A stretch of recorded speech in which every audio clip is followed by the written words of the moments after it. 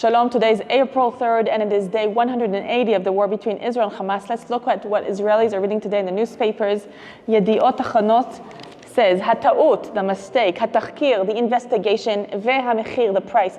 And the main story is about the big mistake that the IDF did by killing 7 humanitarian aid workers, international workers in the Gaza Strip by accident. Haaretz also reads, the IDF kills 7 humanitarian aid workers in Gaza. And America, Arhav, is demanding a thorough investigation. So let's look at this picture again. There is a white vehicle and it reads a big sticker on the top that says World Central Kitchen, and it's destroyed, completely destroyed, with an airstrike from the IDF Air Force. And it says that this was happening in the central of the Gaza Strip shoreline.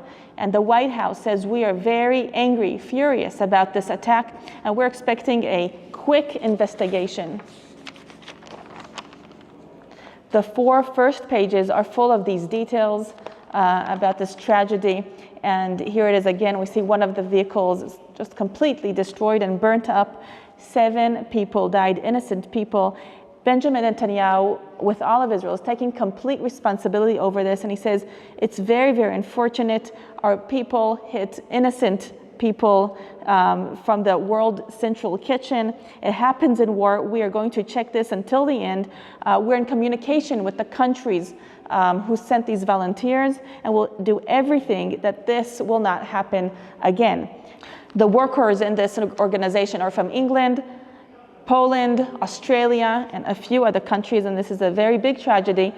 As we said, Israel is taking full responsibility about this, but in addition to the tragedy, the personal tragedy of these families, there's another concern that this will just increase very much the international pressure on Israel, that the IDF will stop its operations, especially in Rafah, as the IDF is getting ready to operate in Rafah, believing that the senior Hamas leaders and the hostages are there in Rafah.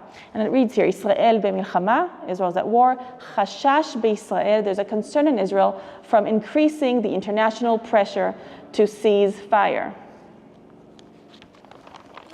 Next, there are 2 articles here. One is about all of the demonstrations against the government, against the Benjamin Netanyahu, asking for a change of government and asking to release the hostages, everything together at once in Jerusalem. It became a little bit violent the last few days.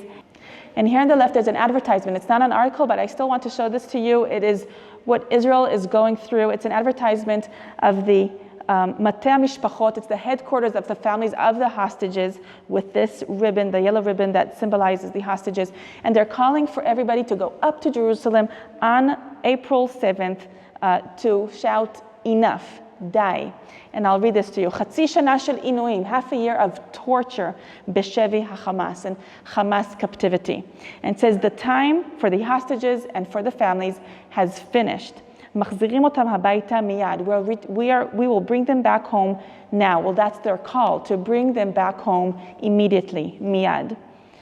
This is in Jerusalem on April 7th, and we'll see how large this will be, but this is really a cry of the families and of really every civilian in Israel that wants and cries for the hostages to come back home. And here on the right, there's a little small article note that says, Hamishlachat chazra mikahir, the delegation came back from Cairo. This is about the negotiations with Hamas regarding the hostage deal.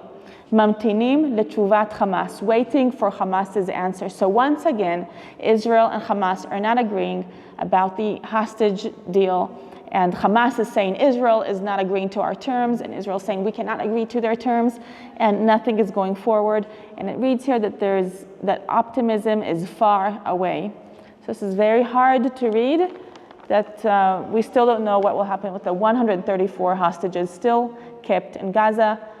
Most people think they're in Rafah. Now to a personal story.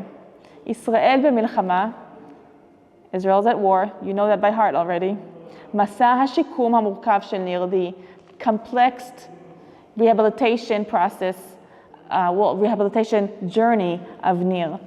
Nir was injured about a year ago in Gaza in some operational activity. and his girlfriend stood next to him throughout the whole recovery journey. But half a year ago, on October 7th, his girlfriend was kidnapped into Gaza, and he is continuing the rehabilitation journey on his own. And we see her kneel with his crutches, and it seems like he was severely injured. And here we see him, Nir and Liri is his girlfriend, in the hospital when she's right beside him.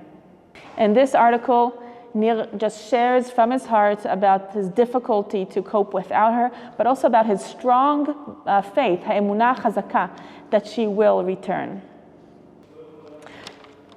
Next to another very heroic personal story about Nadav Buchbut and his soldiers on the tank on October 7th, being hit over and over again. And this whole article is about them continuing to fight while they were just being very much injured in the tank.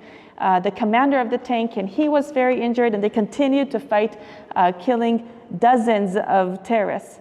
A month and a half later in Khan Yunis, he almost dies. He was in a critical condition.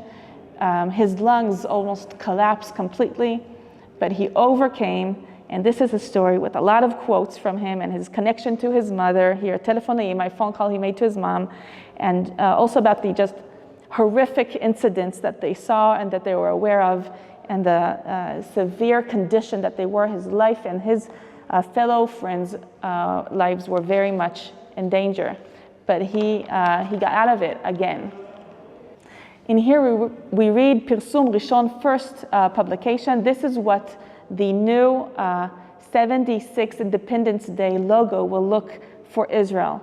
It's a Magen David, Star of David, which is usually blue, but here it has a yellow side to resemble the hostages, as yellow is the hostage symbol in Israel. And it reads 76 Gvura Israelit. Israeli might. So this is the official logo that you and I are exposed to, and we'll be seeing that more and more around Israel. Down here, there's more exciting news about Indian programmers and hackers are being mobilized and are being recruited for Israel. And this is in a hackathon, like a marathon just with hackers, and they're competing between themselves for positions in Israel to fight the anti-Semitism and the hate speech against Israel using AI and other technical things. This is an initiative of the Israeli embassy in India. And they're saying, since there is a tsunami in the social media against Israel, we're trying to fight back as we fight fire with fire. And they approached a very prestigious university in India so that the young hackers can fight for Israel, with Israel, against all the anti-Semitism globally against Israel. So this is it for today. For more stories and updates, go to allisrael.com. You can follow us on our social media. If you like this video, please share it with your friends and like it. This is Rotem Magen for All Israel News.